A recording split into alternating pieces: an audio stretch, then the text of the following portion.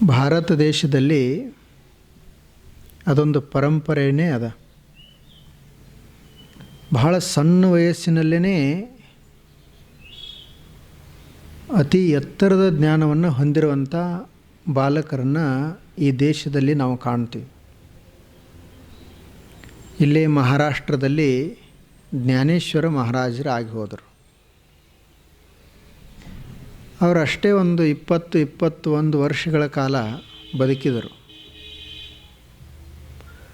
ಅವರಿಗೆ ಯಾವಾಗ 15-16 ವರ್ಷ ವಯಸ್ಸಿತ್ತು, ಆ ಅವಧಿಯಲ್ಲೇ ಭಗವದ್ಗೀತೆಗೆ ಭಾಷ್ಯವನ್ನು ಬರೆದರು.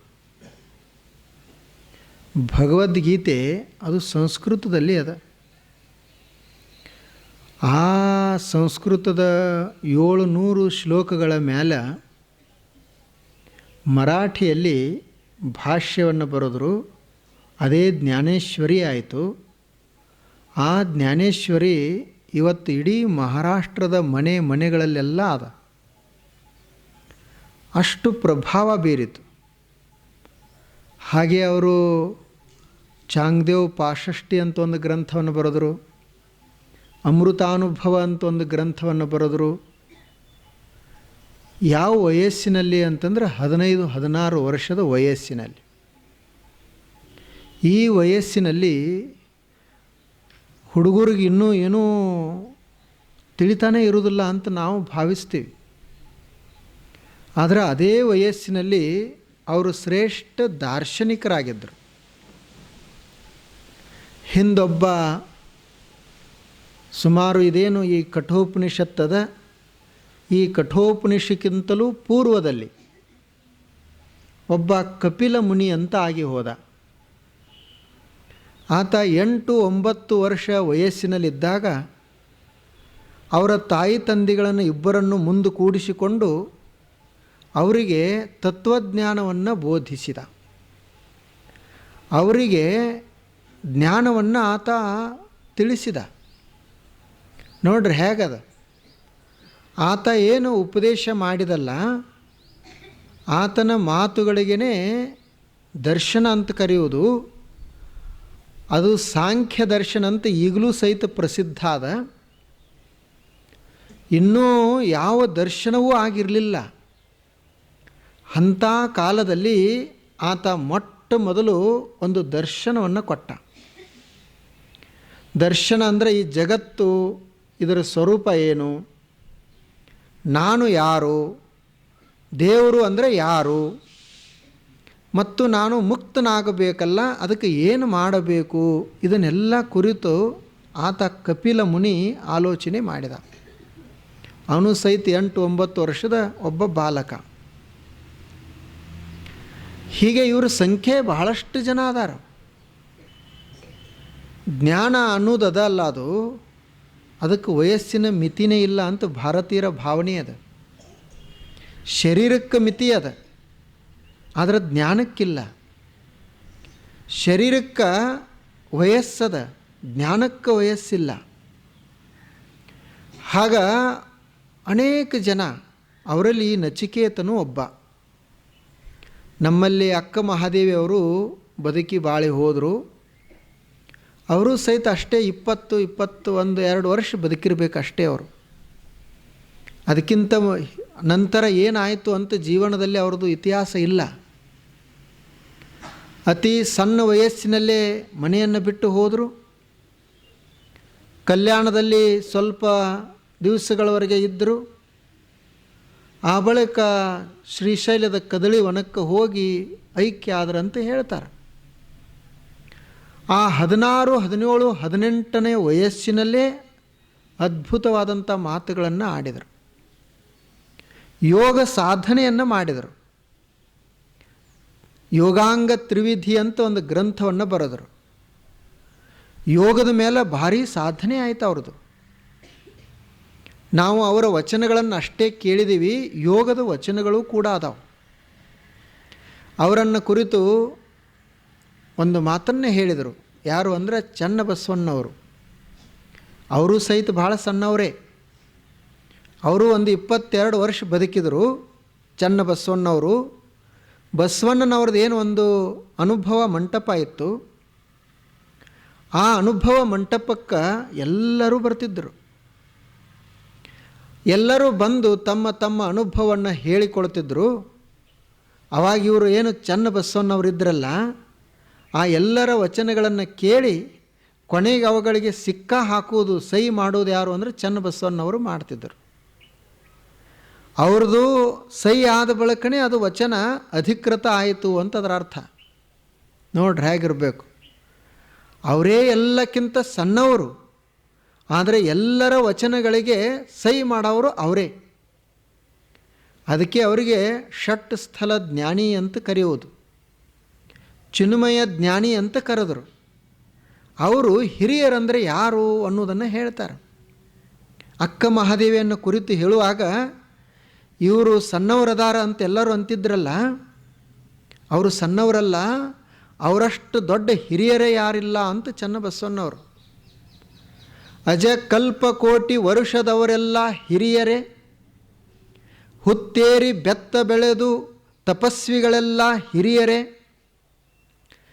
ನಡುಮುರಿದು ಗುಡುಗೂರಿ ಒಂದ ನಾಡ ಹೋಗಿ 9 ನಾಡುವ ಅಜ್ಞಾನಿಗಳೆಲ್ಲ ಹಿರಿಯರೇ ಅಂತ ಕೇಳ್ತಾರೆ ಅವರು.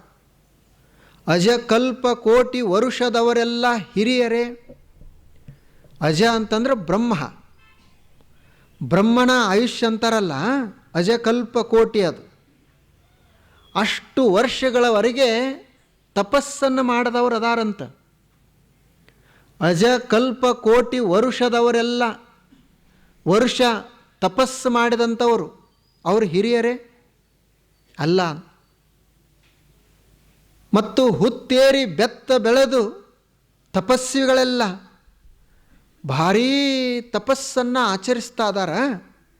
ಅವರು ಕುಳಿತಲ್ಲೇ ಹುತ್ತ ಬೆಳೆದದ ಅಂದರೆ ಎಷ್ಟು ವರ್ಷ ತಪಸ್ಸು ಮಾಡಿರ್ಬೇಕು ಅವರು. ಅಷ್ಟು ತಪಸ್ಸು ಮಾಡಿದ್ದಾರೆ, ಅಷ್ಟು ವರ್ಷಗಳವರೆಗೆ ಸಾಧನೆಯನ್ನು ಮಾಡಿದ್ದಾರೆ. ಅವರು ಹಿರಿಯರೇ? ಅವರು ಹಿರಿಯರಲ್ಲ. ಮತ್ತು ಯಾರು ಹಿರಿಯರು? ಯಾರಿಗೆ ವಯಸ್ಸಾಗ್ಯದಲ್ಲ, ಯಾರಿಗೆ ಚಂದಾಗಿ ನಡಿಲಿಕ್ಕೆ ಬರೋದಿಲ್ಲ, ಬೆನ್ನು ಬಾಗ್ಯದ, ತಲೆ ಅಳಿಗಾಡ್ತದ, ಕಣ್ಣು ಮಂದಾಗ್ಯದ, ಒಂದು ಆಡಕ್ಕೆ ಹೋಗಿ 9 ಆಡ್ತಾರೆ, ಅಂಥವ್ರ ಹಿರಿಯರೇನು ಅಂತಾರ. ಅವರು ಹಿರಿಯರಲ್ಲ. ಯಾರು ಹಿರಿಯರು? ಅಣುವನರೆದು ಘನವ ಬೆರೆಸಿ, ಅಣುವನರೆದು ಘನವ ಬೆರೆಸಿ, ಹಿರಿದು ಕಿರಿದೆಂಬ ಭೇದವ ಮರೆದು, ಕೂಡಲ ಚನ್ನ ಸಂಗಯ್ಯನಲ್ಲಿ ಯಾರು ಒಂದಾಗಿದ್ದಾರಲ್ಲ ಅವರು ಹಿರಿಯರು. ಆ ಹಿರಿತನ ನಮ್ಮ ಮಹಾದೇವಿ ಅಕ್ಕಂಗಾಯಿತು ಅಂತ ಚನ್ನಬಸವಣ್ಣವರು ಹೇಳ್ತಾರೆ. ಯಾರು ಹಿರಿಯರು? ಸಾಧನೆ ಅಣುವನ್ನು ಅರಿಯುವುದು. ಘನ ಯಾವುದು ಅದಲ್ಲ, ಪರವಸ್ತು. ಆ ಘನವನ್ನು ಕೂಡುವುದು. ಅಂಥ ಸಾಧನೆ ಯಾರು ನಮ್ಮ ಅಕ್ಕ ಮಹಾದೇವಿ ಮಾಡಿದಾರಲ್ಲ, ಆಕೆದೆ ಹಿರಿತನ, ಉಳಿದವ್ರದ್ದು ಯಾರ್ದು ಹಿರಿತನ ಇಲ್ಲ. ಹಾಗೆ ನೋಡ್ರಿ ಅವ್ರದ್ದು ಎಷ್ಟು ವೈಭವ ಅವ್ರದ್ದು.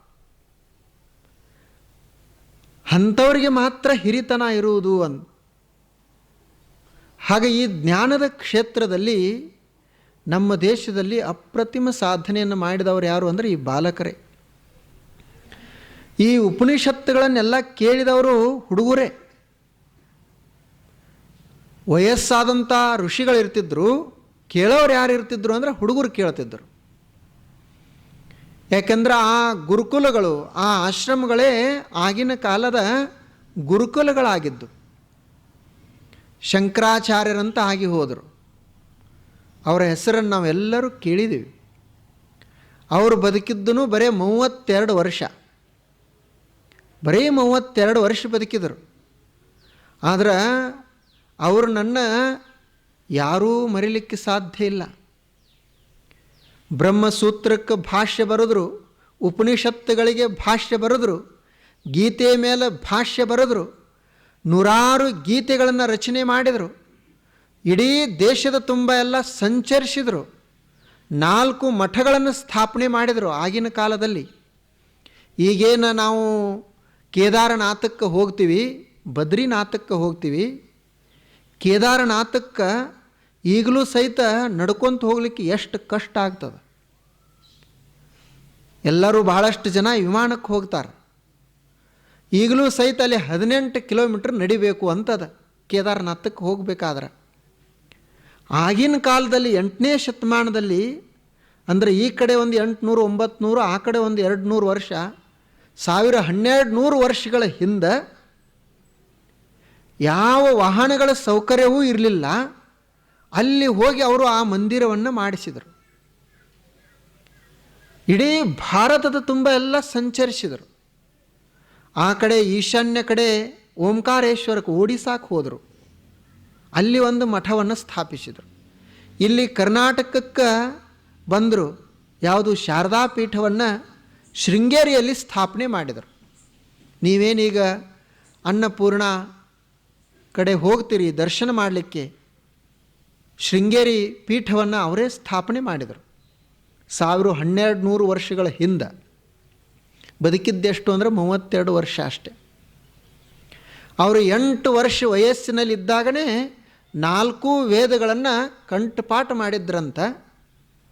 4 ವೇದ ಅಂದರೆ ಇಂಥವು ಸಣ್ಣ ಯಾವುದ್ರೆ ಅಂಕ್ಲಿಪ್ ಅಂತ ಇಟ್ಕೊಂಡಿರಿ.